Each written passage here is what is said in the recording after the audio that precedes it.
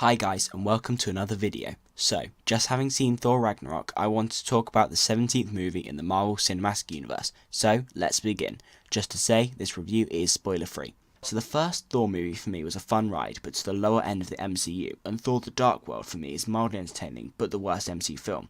However, I had a lot of anticipation for Thor Ragnarok, this because instead of it just being a Thor movie, this kept getting great announcements, with Hulk getting confirmed, and then more great actors and actresses getting roles in the film. The announcement of Taika Waititi being the new director, it looked great. The promotional material for this also was amazing, both the original teaser and the trailer looking great.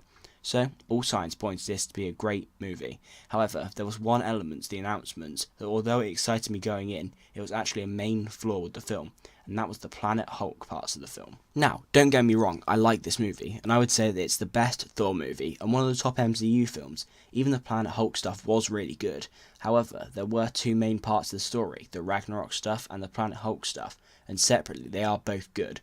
However, they hardly link together at all, apart from the occasional crossover in dialogue spoken. This made the movie feel really disjointed, mainly plot-wise but also tone-wise. This was due to the Hela and Ragnarok stuff being very serious, and the Planet Hulk stuff being very joke-heavy.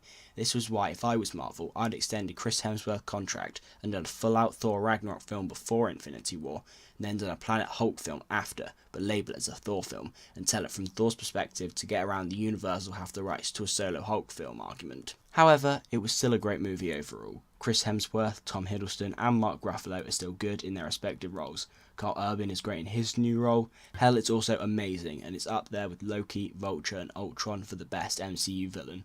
I won't spoil it for you, but there are some great cameos in this movie that are really funny yet work well with the story. Taika Waititi also did a great job directing. He has a very unique way of presenting comedy, and it really works here, creating a really unique movie in this quite repetitive universe. He also voices Korg, one of the warriors trapped on Sakaar. He really does steal every scene he's in. Same with Tessa Thompson's Valkyrie. She was a really great, interesting character with a great backstory that I'd love to see more of in the future. This movie is also really well executed. The pacing, cinematography and writing are all excellent. It's a very visually beautiful movie, with the aesthetics of Asgard, Sakaar and all the other locations working brilliantly.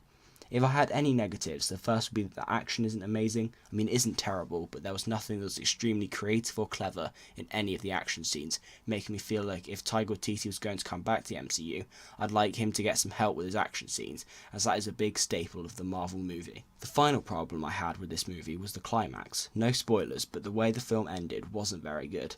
The final action scene wasn't great, and the way things got resolved was not handled well at all in my opinion. So, should you see Thor Ragnarok? Definitely. It's a fun, fast-paced, funny thrill ride that most people will enjoy. If you enjoy Marvel, the character of Thor, or just want a good time with some friends, Thor Ragnarok is the place to go. So, that's my review of Thor Ragnarok. If you could like and subscribe, that would be massive to me. I'm happy to have a discussion with anyone in the comments. Thanks for watching.